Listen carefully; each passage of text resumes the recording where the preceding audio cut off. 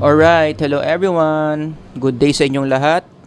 Ang lecture natin ngayon, I will place under Industrial Organizational Psychology. So shout out dyan sa mga students ko sa IO Psychology na alam ko naman hindi nyo to panonoorin. Hindi, joke lang. Siyempre panonoorin nyo. Bakit? Kailangan. Meron kayong exam dito, no? So our topic for this lecture, mental health in the workplace. Ito yung simpleng outline ko for this. Number 1, pag-uusapan natin anong definition ng mental health, and I say here review because I believe marami sa inyo alam nyo na kung ano yung mental health. Gen Psych pa lang, clinical psych pa lang, abnormal psych, dapat dinidiscuss na yung mental health. So aalamin natin ano ba talagang ibig sabihin yan, especially i-apply nyo kasi yung konsepto ng mental health in the workplace. Ang pangit naman, mental health ka ng mental health sa workplace, hindi mo naman alam anong ibig sabihin ng mental health. So we're gonna review. What does it mean to be mentally healthy? Number 2, i-connect natin ang mental health in the workplace, which is very important, especially yung mga business owners, yung mga CEOs, yung mga supervisors and managers.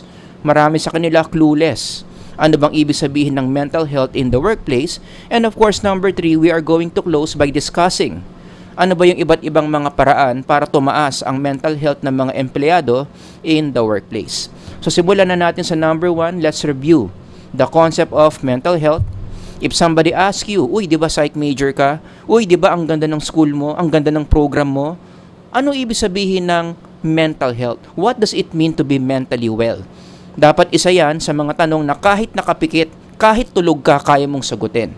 Now, according to experts, when we talk about mental wellness or mental health, no, it must be considered or it must be viewed in a continuum.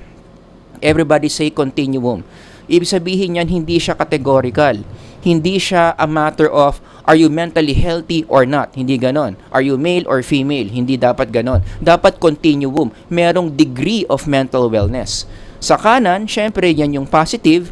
This is the time na mentally well ka, masaya ka, nagpa-function ka properly. Mental illness naman doon sa kaliwa, extreme left. So dito, DSM-5 is waiving. Meron kang mga diagnosis dito, hindi ka na maka-function sa society, danger ka na sa sarili mo at sa ibang tao.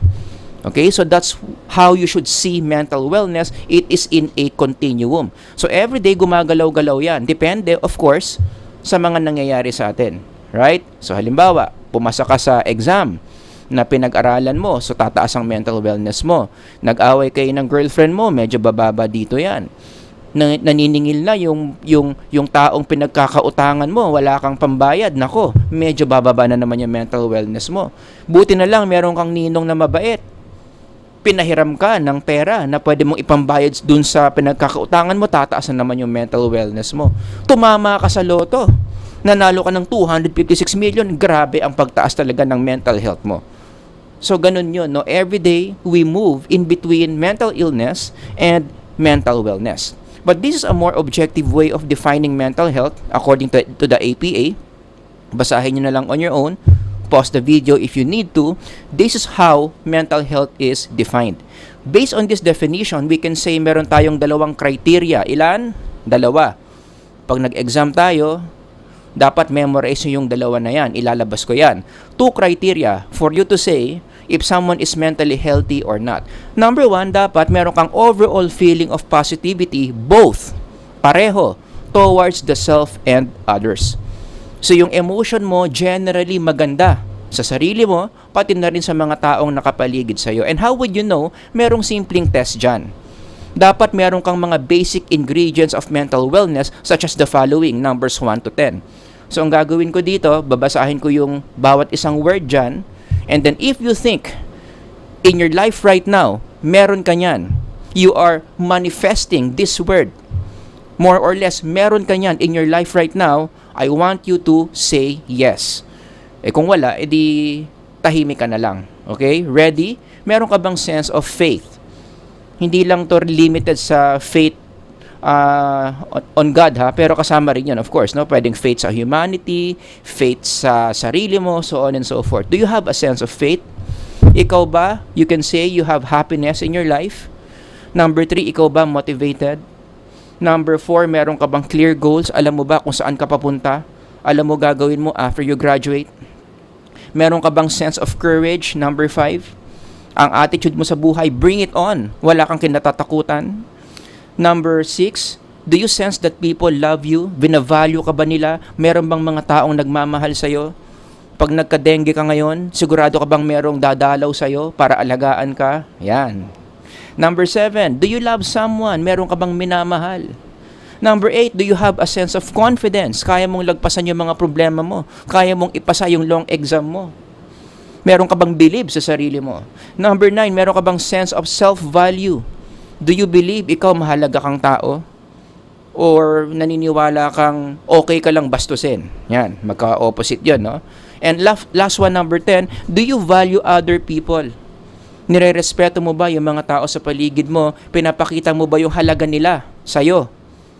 Talking about people around you. Okay?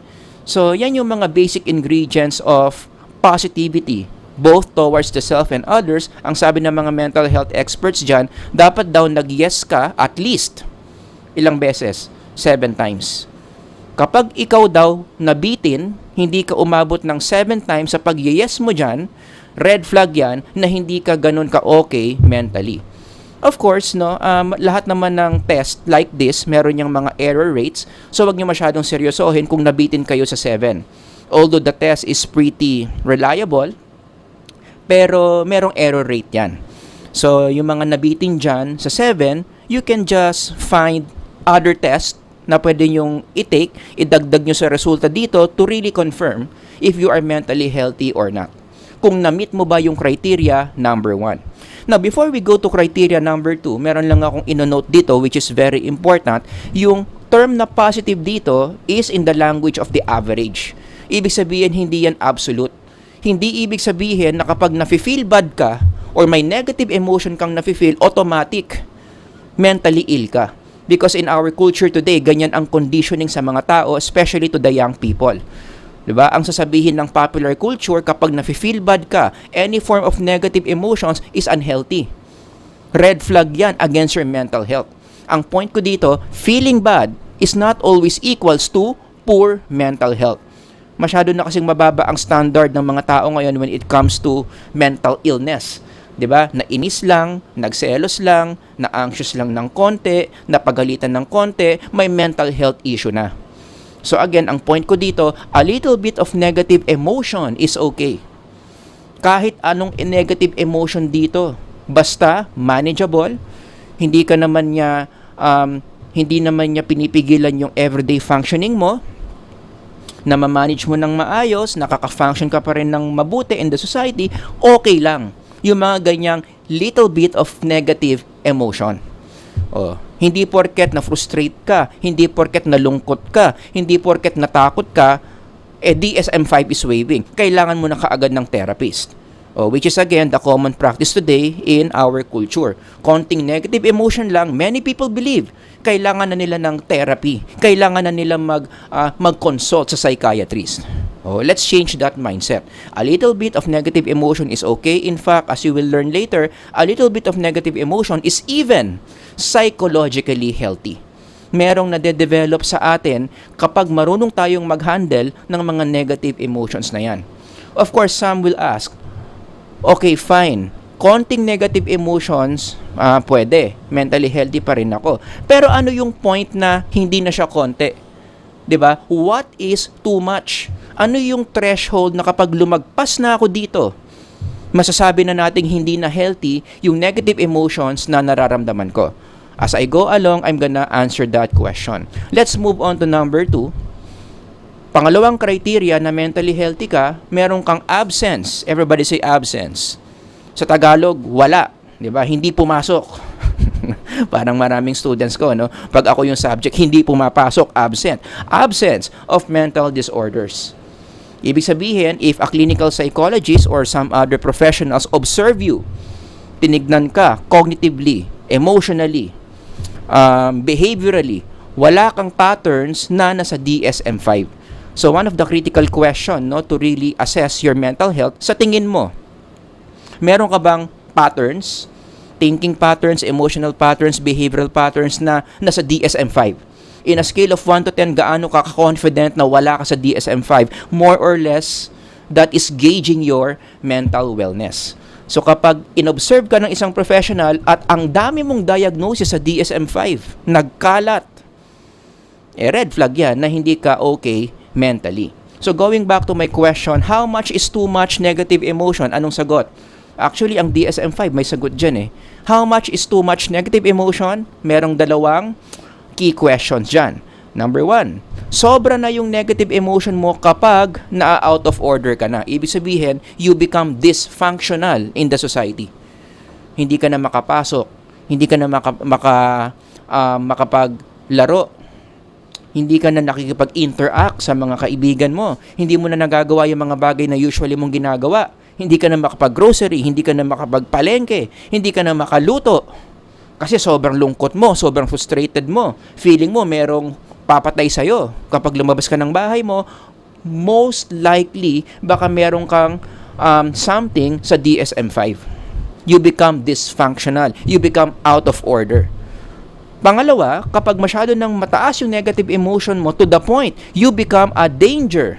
Sabi dito, danger to yourself and other people. Sinasaktan mo yung sarili mo, tinetreaten mo yung ibang tao, lahat ng tao galit na lang sa'yo o natatakot na sa'yo. Yun. Could be, sobrang taas na ng mga negative emotions mo that it's no longer mentally healthy. In fact, in connection to being a danger to self and others, ito rin yung basis for institutionalization. Yan, isa yung basihan kung bakit ng isang tao ipapasok natin sa isang mental institution. That is why given this, you have to appreciate the fact, I'm assuming yung mga nanonood nito, walang mga diagnosis from DSM-5, this is what makes you different from someone who is clinically depressed. Ang isang taong clinically depressed, hindi niya bubuksan yung computer niya ngayon at makikinig sa boring lecture ko. Kasi they don't see the point of doing that. They don't see the point of talking to other people. They don't even see the point of living at all. And the fact na interesado ka pa sa sinasabi ko, the fact na kumain ka pa kanina, the fact na nakabili ka pa ng something kanina sa labas ng bahay mo, functional ka pa rin. So, you are so different from someone who has a mental health issue. Another example is, this is what makes you different from a Ted Bundy. Siguro naman, kilala nyo si Ted Bundy. Notorious na serial killer yan. Diba? Karamihan ng mga serial killers, meron silang uncontrollable desire to physically abuse and kill their victims. Which I hope ikaw wala. Kasi normal ka. Diba? Kapag may nakikita kang ibang tao, anong gusto mong gawin? Gusto mong makipagkilala, gusto mong i-befriend, curious ka sa buhay nila, so kakausapin mo sila, yan yung normal. Diba? Pero ang isang Ted Bundy, meron silang ganong dangerous pattern to other people, hindi sila makaka-function properly in the society, they need to be institutionalized. So you are so different from a Ted Bundy. Sana naman. Kung sa tingin mo parehong-pareho kayo ng pattern ni Ted Bundy, maghanap ka na ng professional na pwede mong kausapin. Am I making sense? Now, how do you know if you meet, kung tinamaan mo ba yung criteria 1 and 2? A more objective way of doing that is to answer different psychological tests or instruments. Marami namang available sa literature na mga psychological tests that are designed. Ang pinaka-function ng mga tests na yun is to confirm kung mentally healthy ka ba or hindi by meeting those 2 criteria of mental wellness. So, hanap na lang kayo ng mga instruments and other psychological tests that can do that, para ma-confirm nyo talaga if you are mentally well or not. Okay? So that's for number 1. Sana marami kayong natutunan dyan. Let's move on to number 2. Let's now apply mental health in the workplace. I'm going to present to you a research which is unpublished, but it's already in the works. Malapit na ma-publish yan. So ito, mainit-init pa talaga yung data before it gets published. Hindi ko lang pwedeng i-disclose kung saan galing yung data at kung ano ang organization involved in this research because of confidentiality purposes. From this research, kumuha sila ng data from 1,448 corporate employees. So all of these people coming from one organization, ibig sabihin malaking organization ito. All of these 1,000 plus employees are Filipinos. Age range, age 20 hanggang 66 years old. And majority of these employees are Gen Ys and Gen Zs. May konting baby boomers, no? Pero karamihan talaga Gen Ys and Gen Zs. And then, these are the people who experience shift from face-to-face papuntang work from home due to the pandemic. So marami dito mga empleyado na experience nila yung pandemic at ang epekto ng pandemic in their lines of work. Maliwanag. So yun yung general profile ng mga participants in this research. The following were the instruments na ginamit in doing this research. Number 1, gumamit sila ng DAS-21. Yung mga mahilig mag-research dyan, this is one of the top instruments you can use if you want to measure depression, anxiety, and stress. Yan, talagang go-to instrument yan if one of your variables are the following. Kasi ang ganda ng reliability, pati na ang validity ng instrument na yan. So, let me just pause right here in number 1. Sa tingin nyo, sa isang empleyado, in the perspective of an employee, ano ba yung iba't ibang mga factors in the work that will increase, sa Tagalog, magpapataas ng depression, anxiety, at stress ng isang empleyado? Ang sagot dyan, psychological work hazards. Wherever you are, I want you to read this 3 times. Ready, go. Psychological work hazards. Isa pa. Psychological work hazards. Isa pa. Psychological work hazards. Ito yung mga pangyayari sa trabaho. O isama mo na rin, mga tao sa trabaho na pwedeng makasira sa well-being ng isang empleyado, kaya pinapataas nila yung depression, anxiety, and stress ng mga empleyado. Some examples of work hazards, New Testament pa lang during the ministry of Jesus, meron din siyang work hazard. Diba? If you remember this story, there was a time si Jesus, kasi ang trabaho niya is to minister to people, mag-preach ng God's Word. Nag-preach siya isang beses sa isang synagogue, meron siyang nasabi, basahin niyo na lang kung anong nasabi niya, hindi nagustuhan ng mga listeners. At anong nangyari? Nagkaroon si Jesus ng psychological work hazard, such as, let me read, all the people in the synagogue were furious when they heard this. Ano yung this dyan? Yun nga, basahin nyo nga. Kung ano ba yung nasabi ni Jesus, kaya sila furious. Kaya nag-high blood yung mga tao dito kay Jesus. They got up, drove him out of the town, and took him to the brow of the hill on which the town was built. Ganun sila kagalit. In order to throw him off the cliff. Sobrang galit nila to the point gusto nilang patayin si Jesus. Grabe, no?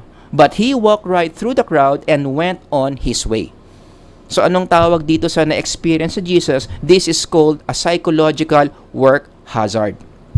Sabihin nyo naman, ang tagal na yan, New Testament pa yan eh. Nangyayari pa ba ngayon yan? Meron. Meron na tayo mga modern work hazards ngayon, such as this one. Di ba? O basahin nyo na lang on your own. I-pause nyo na lang yung video if you need to. Pero ramdam na ramdam mo dito yung talagang negative emotion ng empleyado who posted this.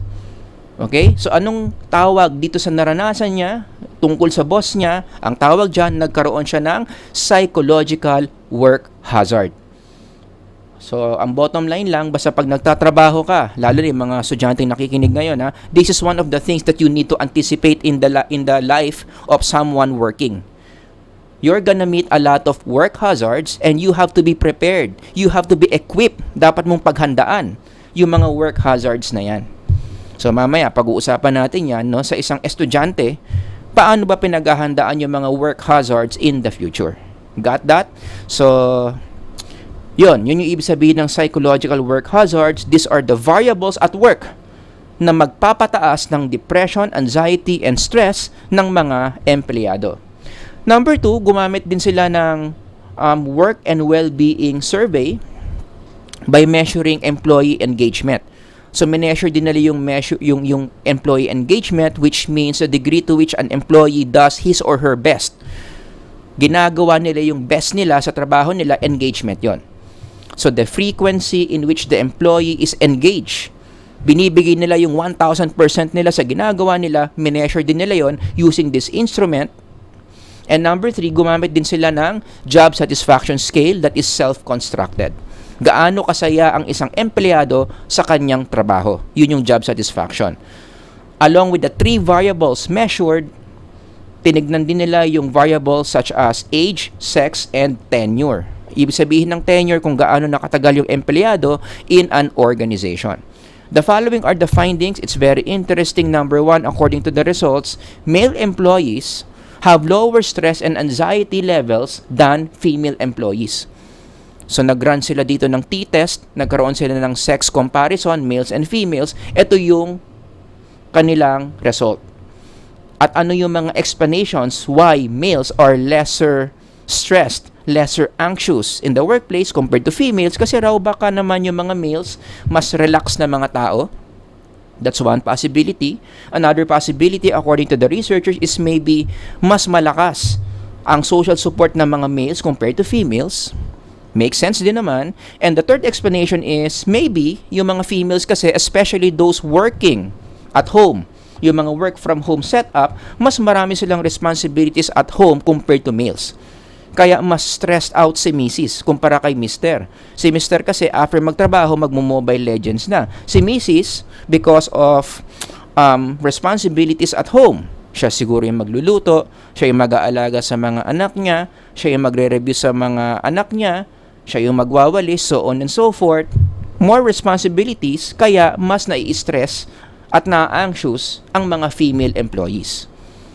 Okay? So again, hindi ako nagsabi ng mga explanations na yan. This is based on the researchers who are the proponents of this paper. Okay? Number 2, ito interesting din. According to their analysis, tenure negatively predicts anxiety and depression scores. Ano ibig sabihin ng negatively predicts? Mas tumataas ang tenure, mas matagal ang empleyado sa organization, mas bumababa yung stress, anxiety, at depression. So, ibig sabihin, in general, it seems like it's a good thing na ang isang empleyado nagtatagal sa isang organization. Nagkakaroon sila ng longevity. At ang explanation ng mga researchers dyan is maybe because habang tumatagal ang isang empleyado in an organization, nakaka-develop na ng adaptability, nagiging emotionally mature na sila, tumitibay yung mga samahan nila, ng mga ka-workmates nila, which become shield, which become important resources in handling different trials and obstacles at work. Kaya habang tumatagal ka sa isang organization, mas gumaganda yung psychological experience mo. Kasi nga nade-develop mo yung adaptability and maturity. Kaya ang isa pang lesson dito, mag-side comment lang ako ng konti, implication here, negative emotions are part of the journey. Especially for those of you na papasok pa lang sa workforce, kailangan tanggap nyo yan. Na sa simula ng pagtatrabaho, or sa kahit na anong trabaho, laging merong negative emotion that are involved. And one way for you to really learn how to overcome those negative emotions is to stay where you are and learn how to manage, how to adapt against those negative emotions. Paano i-handle yung stress? Paano i-handle yung frustration? Paano i-handle yung jealousy? Dapat ganon ang mindset. Expect mo na mangyayari yung mga yung negative emotions na yan. So anong goal mo? Magtatagal ka sa organization, pag-aaralan mo how to handle those things. Kasi in the literature, yan daw ang problema ng mga younger employees today. Especially yung mga employees na galing sa self-love movement. Diba? We are taught by the society that you always deserve to feel good. Kapag nafu-frustrate ka, kapag naiinis ka, hanap ka na ng ibang trabaho, hindi pala healthy attitude yon. Kasi para nga malampasan mo, para matutunan mo how to handle these negative emotions, you have to meet these negative emotions head-on. Kailangan mag-i-stay ka dyan to develop resilience. Kung yung attitude mo, tuwing nafe-feel bad ka, aalis ka ng work mo, what happens? Hindi ka aakyat sa adjustment phase. Di ba?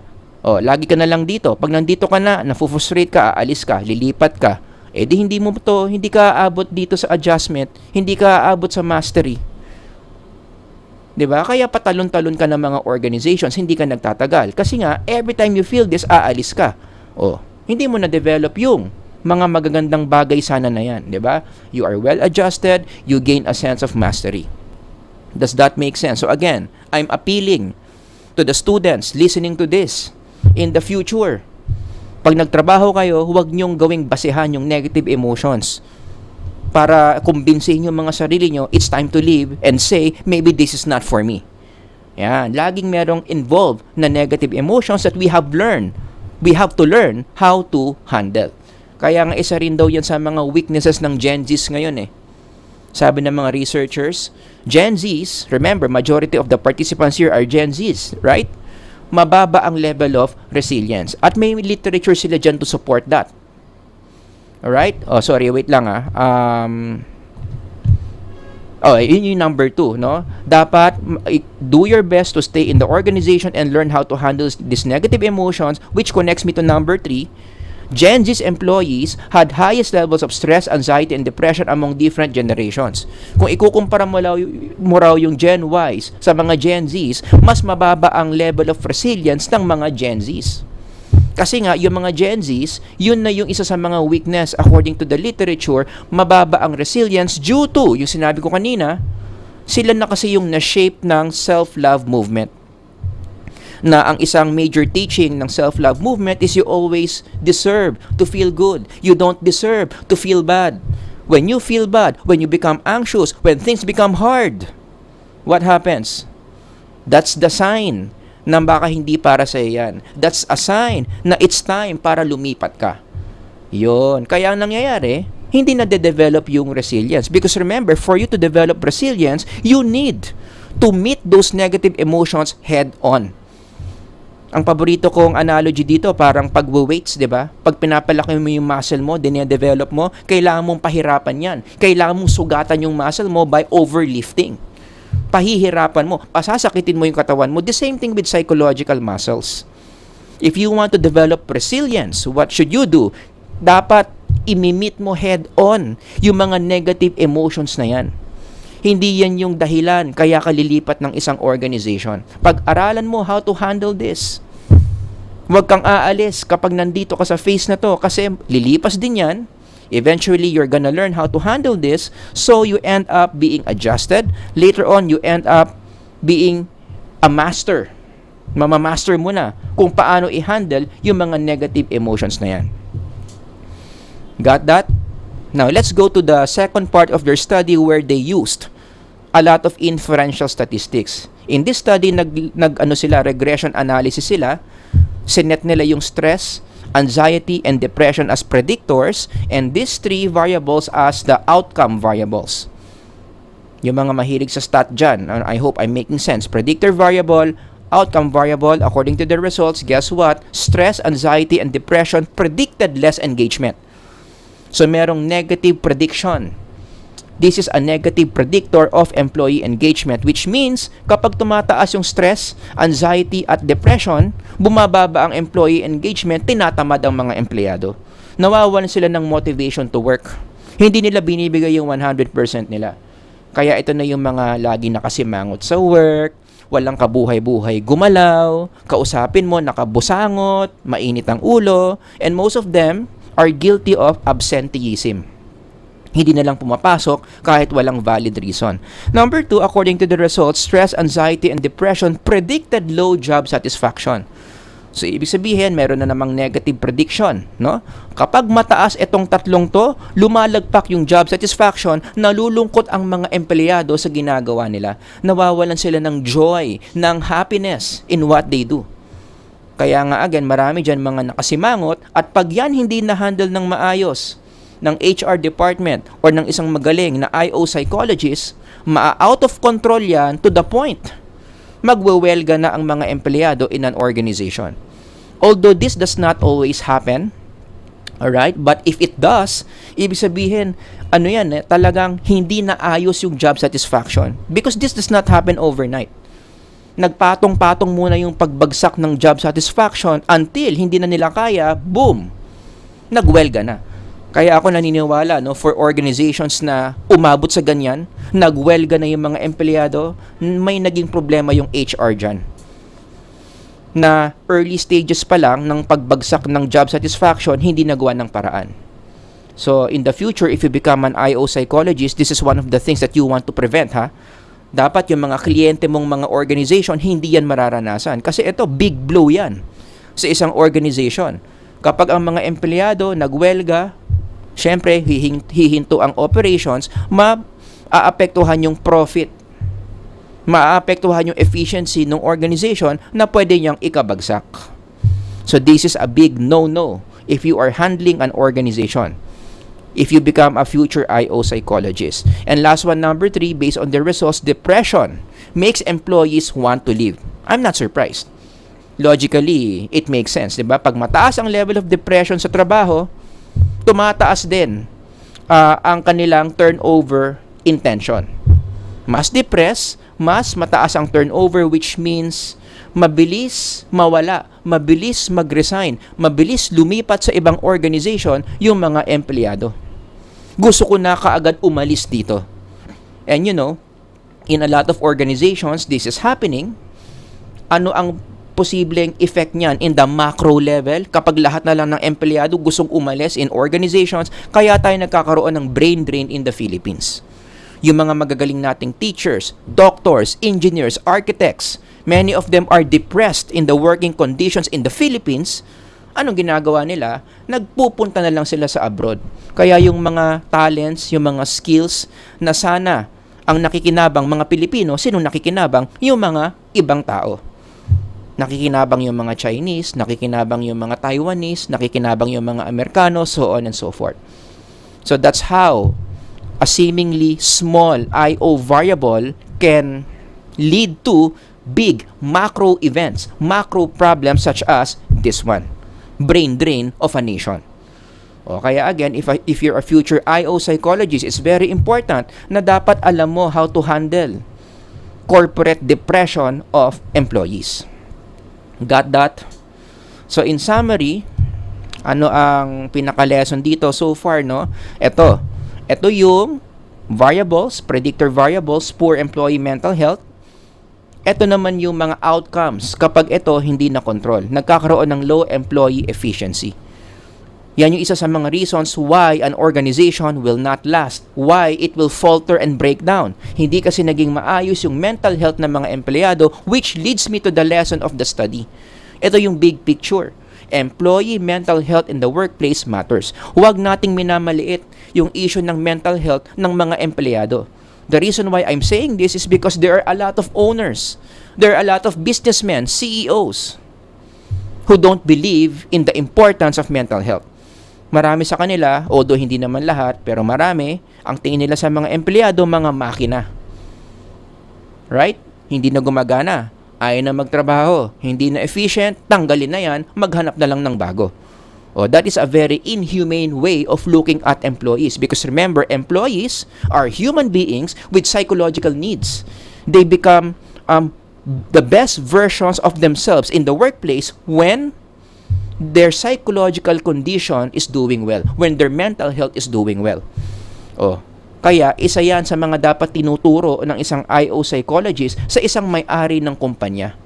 Sir, ma'am, yung mga tao nyo, hindi po yan mga robot, hindi po yan mga makina na basa-basa na lang pinapalitan. We have to understand the psychological dynamics, the psychological conditions that they have.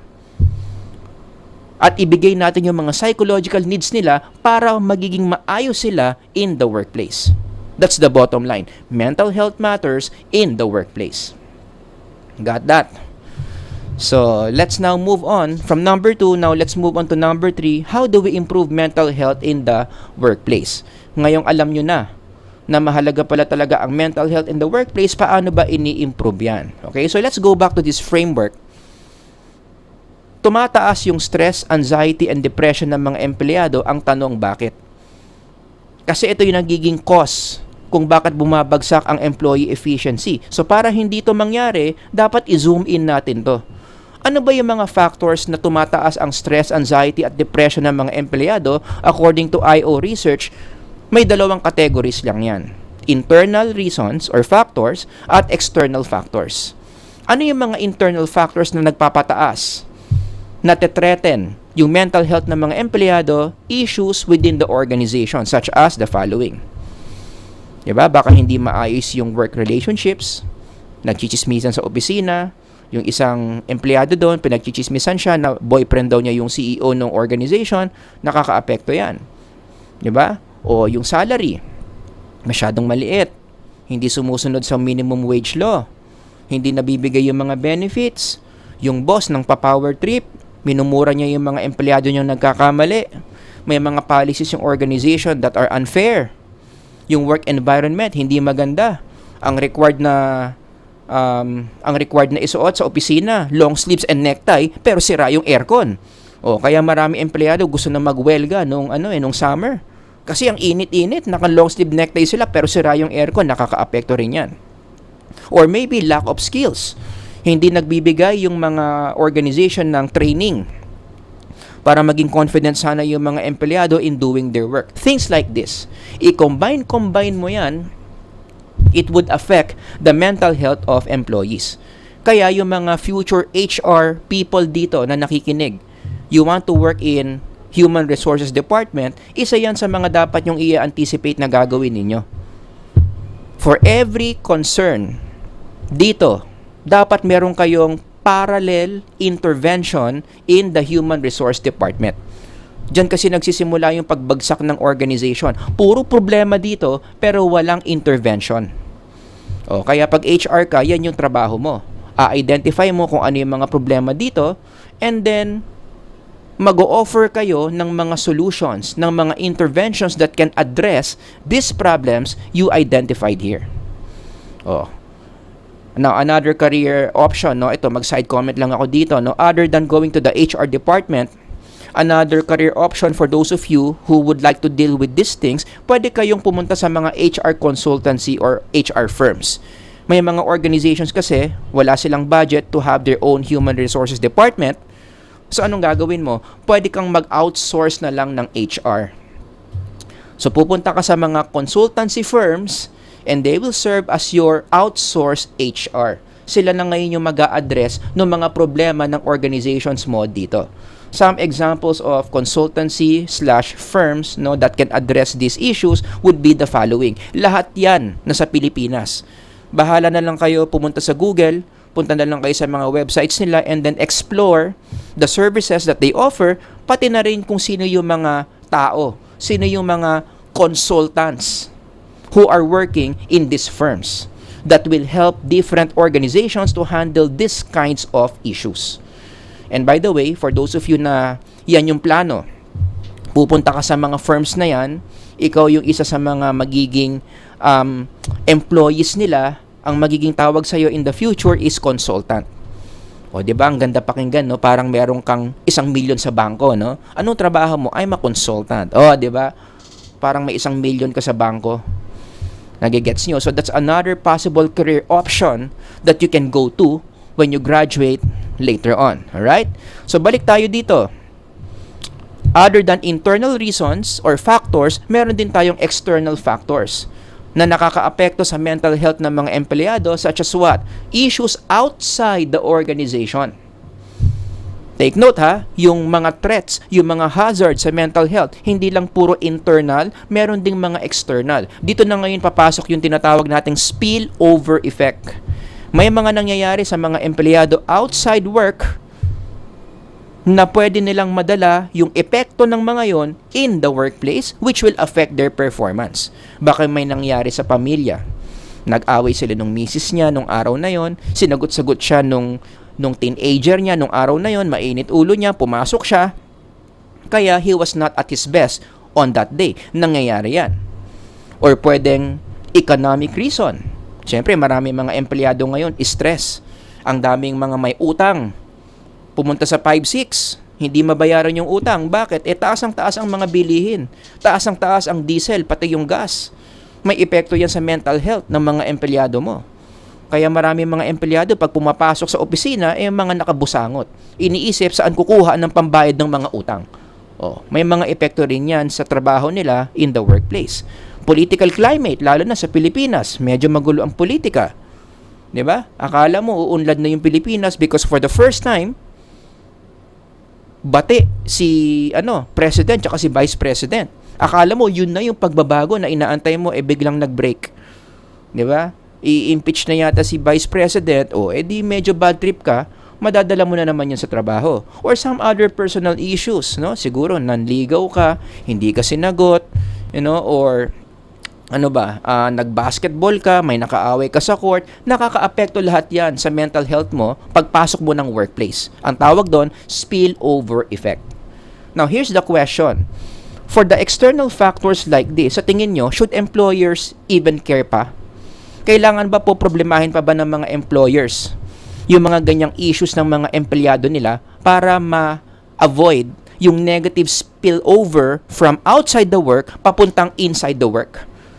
Or sabihin na lang natin na problema na nila yan, ayusin nila yan, iwan yung mga problema nyo sa bahay. Ano kaya mas maganda? Actually, it really depends from organization to organization. Merong mga organization na ganun yung attitude, no? Iwan nyo yung mga issues nyo sa bahay. Pag nandito kayo sa trabaho, ayusin nyo yung trabaho nyo. Ayoko ng mga spillovers. Pero meron din ng mga organizations very caring na kahit yung mga ganyang issues ng mga employees, ine-equip pa rin nila yung mga employees nila to handle these kinds of concerns. At dyan ngayon papasok yung tinatawag nating psychological training, which is another career option for psych majors who want to enter the industry. Di ba kanina consultant ka, pwede ka rin mag-function in the future as a psychological trainer. Ang ginagawa naman ng mga trainers, tinuturuan nila ng mga psychological skills, or in other textbooks, ang tawag dyan, soft skills. Tinuturuan nila ng soft skills yung mga empleyado to handle issues like this. Issues about family life, economy, so on and so forth. Like for instance, may isang organization, kinuha ako as a trainer, hindi ko sasabihin kung anong organization yan, ayan. Nag-run ako ng training entitled Well-Being During the Holidays. Kung titignan nyo, ano naman pakialam ng organization sa well-being ng mga empleyado nila during the holidays? Dapat wala na eh. 'Di ba? Kanya-kanyang lakad na yan during the holidays, pero concerned pa rin sila na gusto nila yung mga empleyado nila maganda ang well-being during the holidays. So tinawagan nila ako. Yon, kung pwede ba akong deliver ng training to give them skills on how to protect their well-being during the holiday season. So nagsilbi akong psychological trainer in this event. Ang isa pang usong-usong ngayon na topic sa training would be psychological first aid. Marami ring mga nag-o-offer niyan. I highly suggest for those of you who plan to enter this field, simulan nyo na yung pag-develop ng sarili nyong mga modules about psychological first aid training. Kasi marami mga organizations talagang gustong-gusto yung topic na yan.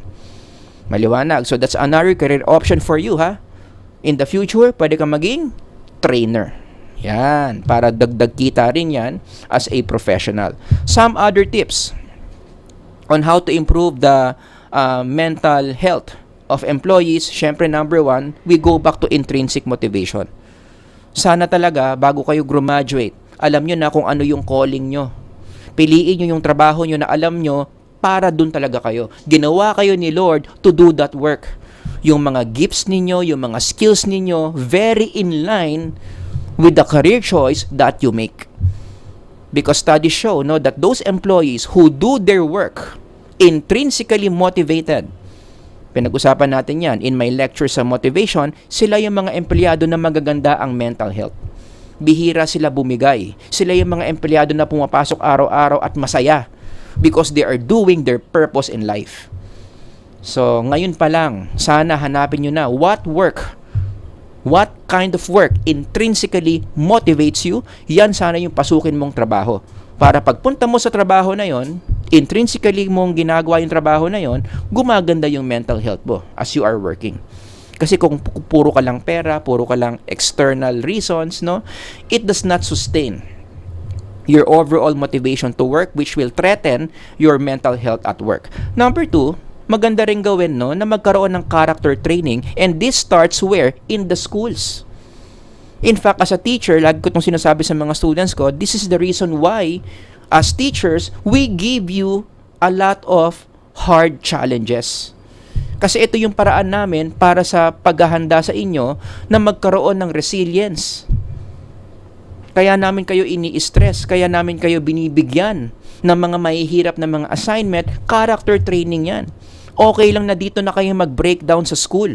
Kasi pag nag-breakdown ka dito sa school, wala masyadong consequence yan eh. And we have professionals to help you.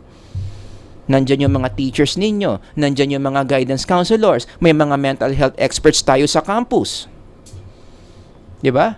Eh kung nag-breakdown ka sa Makati, nag-breakdown ka sa BGC, pinagsasampal mo yung boss mo, nagmumura ka dun sa opisina kasi nag-breakdown ka, hirap na hirap ka, hindi ka kasi handa sa mga challenges, na-videohan ka pa. In-upload pa yung video sa YouTube. Ano mangyayari? Maapektuhan yung employability mo. Mababansagan ka ngayong not fit to work. Mentally not fit to work. Di wala nang kukuha sa'yo. Kaya dito pa lang sa eskwelahan, dito ka na mag-breakdown. Dito mo na palakasin yung mental toughness mo. A more technical term for that, ang tawag dyan is resilience training. Ito nga yung pinaghahandaan natin, for my students listening. Kaya si Sir Howard, marami mga binibigay na mahihirap na mga bagay, mahihirap na mga challenges, because I want you to get used to these negative emotions. Para pagdating nyo sa workplace, you are already used to this, sanay na kayo dito, that you can easily take those negative emotions involved at work. Okay? Anong tawag ko dyan? Resilience training. Para na tayong nagbabarbell everyday in the school. We give you a lot of time pressure. Talagang strict kami sa punctuality ninyo. Binibigyan namin kayo ng mga mahihirap na exam. Pinepare namin kayo sa mga groupmates na sakit sa ulo. Di ba? We give you a lot of readings na hindi nyo naman binabasa. And we set deadlines. There are times it's almost impossible to feel. Why? Because this is your resilience training. Bago kayo graduate, gusto namin handang-handa na kayo sa mga negative emotions at work. Because that will save your mental health in the workplace. And last one, number 3, this is the trend today in IO psychology, umuuso na rin yung workplace spirituality. Wherein, hahanap ka ng mga trainers dito. Kailangan mo ng trainers dito, or you can go to other HR firms. Magraran sila ng module, magraran sila ng workshop on workplace spirituality. This is where you teach employees spiritual principles that will help them see their work more positively. Kino-combine natin yung mga spiritual concepts in the workplace. Paano mo ba dapat tinitignan yung workplace mo in the context of the spiritual realm? In the context of God. Ang tawag doon, workplace spirituality. Ang dami ng mga researches dyan. If you have time, you can just download these readings about workplace spirituality. This is one good article to read. Pwede nyo rin itong idagdag. Basahin nyo on your own. Ang dami na rin nating mga handbooks dyan. Which means, in this field, very busy area of research talaga yan. Workplace spirituality. And I am proud to say, I am one of those people in the psychology profession na talagang pinopromote ko ang workplace spirituality. I teach people spiritual concepts, spiritual skills that they can use at work para hindi sila tinatablan ng mga stresses, depression, anxiety they experience at work. And how do I do that? I teach them to see their work in God's perspective. Diba? Kaya I'm using a lot of biblical concepts whenever I run workshops on workplace spirituality. Yan. So paano mo dapat tignan yung trabaho mo? I-apply mo yung Colossians 3:23. Paano mo dapat hinahandle yung mga pagsubok mo sa work? Ina-apply natin ng Romans 8:28 yan. Alright?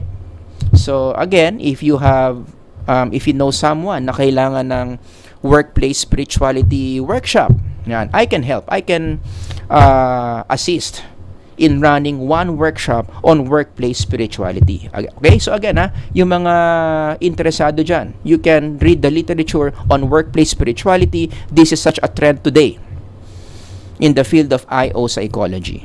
Okay? So yun yung different ways on how to improve the mental health of employees in the workplace. So going back to the outline, I think na meet naman natin lahat yan. Sana marami kayong natutunan. If you have any questions about mental health in the workplace, ilagay nyo lang dyan sa comment section, o kahit mga comments or questions, suggestions, ilagay nyo lang dyan.